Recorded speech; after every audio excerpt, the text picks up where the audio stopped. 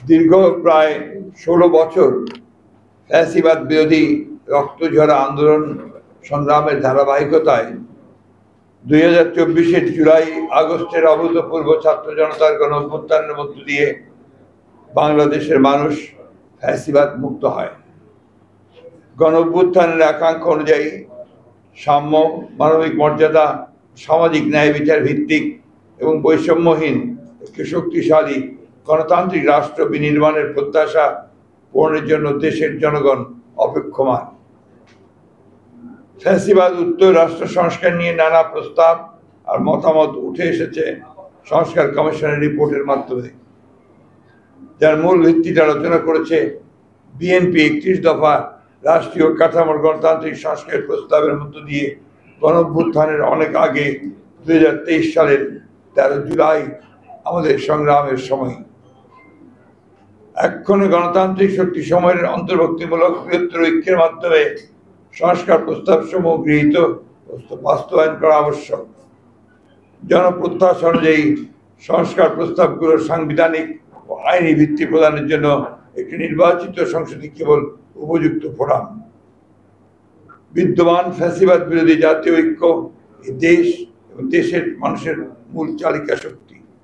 এই ঐক্যকে অক্ষুণ্ণ রেখে এই দেশকে এগিয়ে নিয়ে যেতে হবে, এর কোনো বিকল্প নেই। এই ঐক্যের চর্চাকে আমাদের রাজনৈতিক সংস্কৃতিতে পরিণত করতে হবে।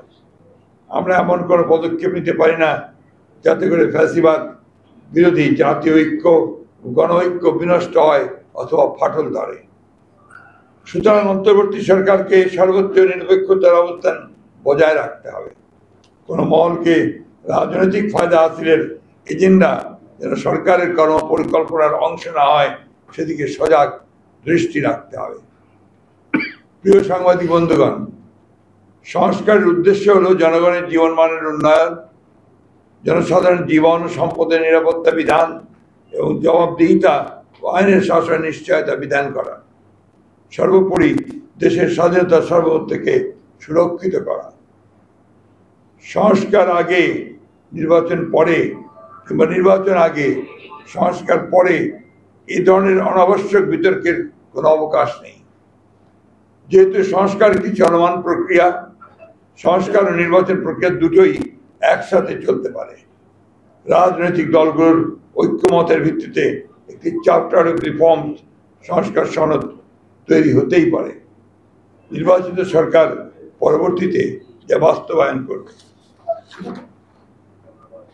এমত অবস্থায় এখন অন্তর্বর্তী সরকারের মূলত করণীয় হচ্ছে একটি সুষ্ঠু, অবাধ ও গ্রহণযোগ্য নির্বাচন অনুষ্ঠানের লক্ষ্যে ঐক্যমতের ভিত্তিতে প্রয়োজনীয় সংস্কার শেষে দ্রুত একটি অবাধ নিরপেক্ষ জাতীয় নির্বাচন অনুষ্ঠানের আয়োজন করা এবং নির্বাচিত সরকারের নিকট দায়িত্ব হস্তান্তর করা।